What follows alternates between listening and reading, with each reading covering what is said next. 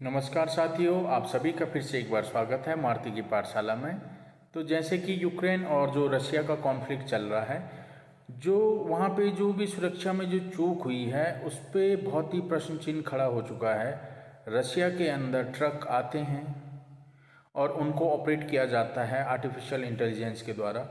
Drones को उड़ाया जाता है और प्रत्येक ऐसी जगह पे स्ट्रैटेजिक तरीके से टारगेट किया जाता है, जिसका कि बहुत ही ज़्यादा इस समय न्यूज़ और चर्चाओं में बना हुआ है। और ये हर वर्ल्ड में, पूरे वर्ल्ड में ये आपको सोचनीय विषय है कि इस तरीके से एक सुरक्षा के मद्देनज़र अगर इसको देखा जाए तो ये बहुत ही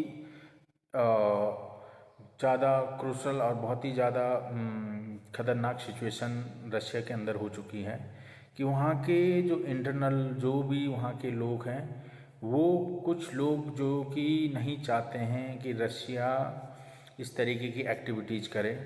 और जो कि मैंने आपको कुछ दिन पहले वीडियो में बताया था कि हमेशा फ्रंट पे जो वार होते हैं वो अलग है, लेकिन जो इनसाइड जो हाफ फ्रंट होता है, जिसमें कि वहीं के लोग कुछ ऐसे होते हैं जो कि अपने देश से गद्दारी करने का, जिनके लिए जाने जाते हैं, जो पैसा लेके ये सारे काम करते हैं। तो यही रशिया के अंदर हुआ था। और ये मान के चलिए आप कि उसके अंदर जो ये काम हुआ था वो भी पैसे लेकर, और जो भी उन्होंने उस तरीके से वहाँ से ट्रक में सारे ड्रोन्स भर के और फिर उसको ऐसी जगह पे खड़ा कर दिया जो कि जो बेस था, बेस के साइड में ट्रकों को पार्किंग कर दी गई और उसके बाद उनको ऑपरेट किया गया। तो ये अब जांच का विषय है। जांच में देखो क्या निकलता है, किस तरीके से कौन कौन इसमें शामिल था, ये आगे आने वाले समय में पता लग जाएगा। लेकिन ये पहले से ही, पहले टाइम पे भी हमेशा एक कहावत है कि दरवाज़ा जो किले का होता है वो अंदर से खुलता है। कोई भी बाहर का व्यक्ति दरवाज़ा तब तक नहीं खोल सकता जब तक अंदर व्यक्ति उस दरवाजे को ना खोले। तो हमेशा अंदर का ही व्यक्ति होता है जो मिला होता है। और ऐसी एक्टिविटीज़ में जो कि राष्ट्र हित के लिए है, बहुत ही सोचनीय विषय है। हर देशवासियों को या हर देश को ये सोचना चाहिए कि इस तरीके का सिचुएशन किसी भी देश के अंदर हो सकता है। हम लड़ तो लेंगे, जो हमारा शत्रु देश है उसके साथ हम फाइट तो कर लेंगे, लेकिन इनसाइड जो इस तरीके के जो विचारधारा के लोग हैं उनसे कैसे लड़ोगे। तो ये बहुत ही तरीके से सेल्फ जो अपने को आघात पहुंचाना है, ये इस तरीके का काम है। और सोचिए इतना बड़ा नुकसान रशिया को हो चुका है और उसके बाद अब आगे देखो क्या होता है। लेकिन बहुत ही स्ट्रेटेजिक तरीके से इसको ऑपरेट किया गया था। और जो ये ऑपरेशन था, ये स्पाइडर वेब करके इनको ऑपरेशन चलाया गया था। इसमें सेना ही थी यूक्रेन की, जिन्होंने स्ट्रेटेजिक तरीके से ड्रोन को उड़ा के, और जितने भी उनके एयरक्राफ्ट थे जो प्रॉपर बॉम्बर एयरक्राफ्ट थे, उनको ऊपर ड्रोन लेके और सुसाइड किया।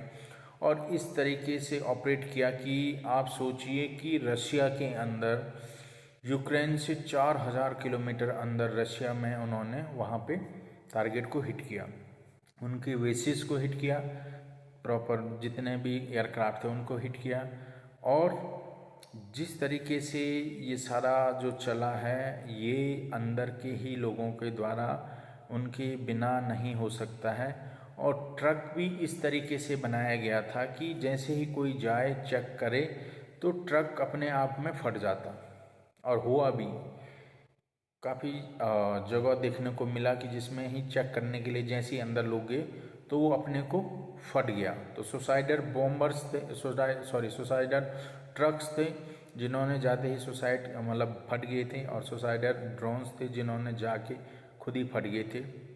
तो इस तरीके का ये जो घटनाएं हैं, ये सभी को सोचने पे मजबूर कर लेती है कि अब किस तरीके से हर देश को इस पे आगे आके वर्क करना चाहिए और सोचना चाहिए कि हम आगे जाके किस तरीके के स्ट्रेटेजिक तरीके से ऐसी व्यवस्थाओं या ऐसी कोई भी दुविधाएं आए तो इनसे कैसे निपटें। तो मेरा यही बोलने का मतलब है कि हम जब भी हो किसी देश के साथ लड़ना तो अलग बात है, हम खुद पहले अंदर देख लें कि हमारे इनसाइड कितने ऐसे एक्टिव हो रखे हैं स्लीपर सेल, सबसे पहले उनको निपटाने की ज़रूरत है, उसके बाद ही हम आगे फ्रंट पे लड़ाई कर सकते हैं। तो आई होप आपको ये चीज़ें सारी समझ आई होगी, किस तरीके से सुरक्षा के अंदर चूक हुई है, और ये सारी चीज़ें धीरे धीरे धीरे सामने आ जाएंगी। लेकिन सभी को सोचना है, पूरे वर्ल्ड को सोचने के लिए मजबूर कर दिया है ये यूक्रेन वाला जो हमला हुआ था। तो सभी को इसके बारे में अच्छे से अब मैं ये सारी चीज़ें बता चुका हूँ। आई होप आप सभी अच्छे होंगे, आप सभी अपना ध्यान रखिएगा।